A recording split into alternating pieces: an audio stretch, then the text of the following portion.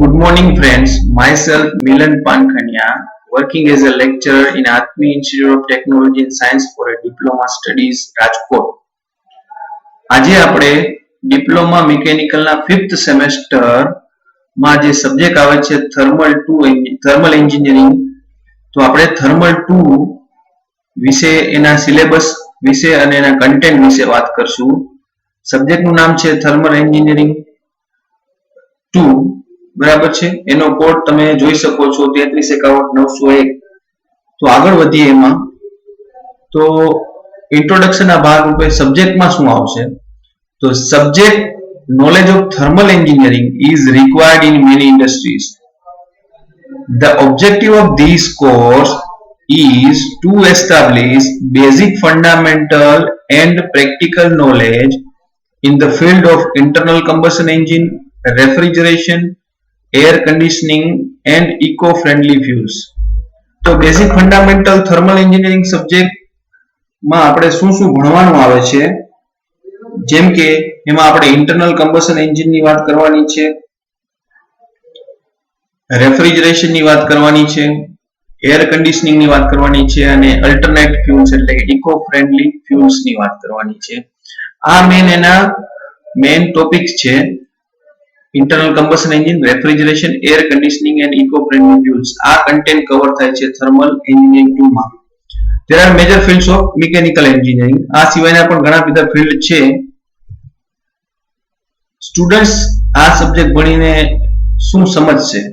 Student will be able to understand different systems and apply its competencies in major fields in related industries. Students આમાં અલગ અલગ system વિશે સમજશે અને એના નોલેજ પ્રમાણે એ ઇન્ડસ્ટ્રીમાં એ એપ્લાય કરી શકશે.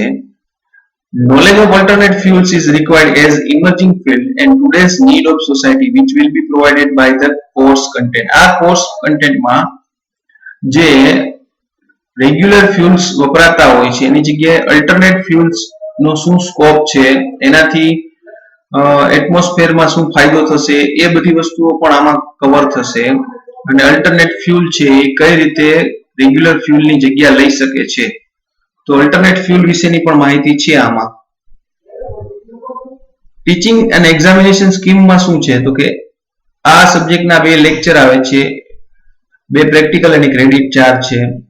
70+30 થિયરી માર્ક્સ છે અને પ્રેક્ટિકલના 20+30 એટલે 50 માર્ક્સ છે. ટોટલ 150 માર્ક કવર કરે છે જીટીયુ સેમેસ્ટર 5 ના થર્મલ 2 એન્જિનિયરિંગ સબ્જેક્ટમાં. હવે ડિટેલ્સ સિલેબસની વાત કરીએ તો ઇન્ટરનલ કમ્બશન એન્જિન ફર્સ્ટ ચેપ્ટરમાં શું ભણશો તમે? તો classification of IC engine comparison with external combustion engine, working principle of IC engine classification, describe form, terminology used in IC engine, working of IC engine with function of each element, describe combustion process in compression ignition and spark ignition engines and list the steps to perform testing of IC engines.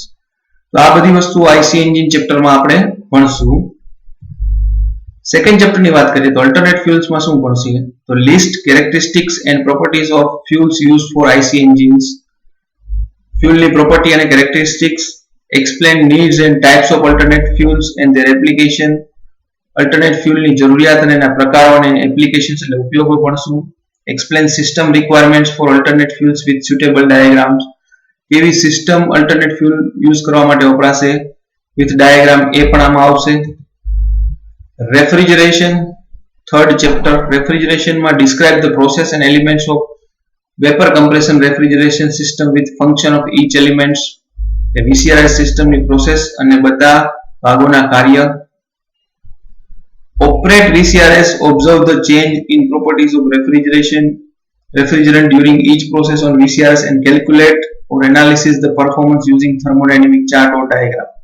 કઈ રીતે VCRS operate કરવામાં આવશે, પ્રોપર્ટીમાં શું change આવશે રેફ્રિજરન્ટની અને એનું performance thermodynamic chart અથવા ડાયાગ્રામની મદદથી આપણે ભણશું. List characteristic of refrigerant used for VCRS, કયા કયા પ્રકારના રેફ્રિજરન્ટ વપરાય છે.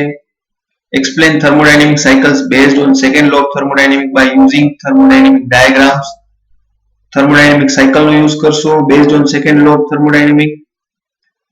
detect the leakage in VCRS by using appropriate tools and equipments. VCRS સિસ્ટમમાં કઈ રીતે લીક થાય અને લીક ને ડિટેક્ટ કઈ રીતે કરવી એ પણ આમાં સમજશું. evacuate and recharge the refrigerant in VCRS. VCRS માં રેફ્રિજરન્ટ નું રીફિલિંગ અથવા તો રિચાર્જ કઈ રીતે કરવું એ રેફ્રિજરેશન સિસ્ટમ માં આવશે. Fourth chapter is the air conditioning. Plot and interpret various air conditioning process on psychrometric chart. આમાં આપણે psychrometric chart અને એમાં કઈ કઈ રીતે પ્રોસેસ ને આપણે પ્લોટ કરી શકીએ એર કન્ડિશનિંગ ને રિલેટેડ એ ભણશું. measure various air properties. જુદી જુદી એર પ્રોપર્ટીઝ ભણશું. and explain working of various air conditioning equipment. જુદા જુદા એર કન્ડિશનિંગ ઇક્વિપમેન્ટ નું વર્કિંગ સમજશું. આ 4 યુનિટ છે.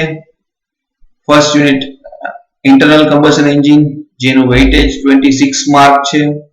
અલ્ટરનેટ ફ્યુલ્સ નું 6 માર્ક્સ નું છે.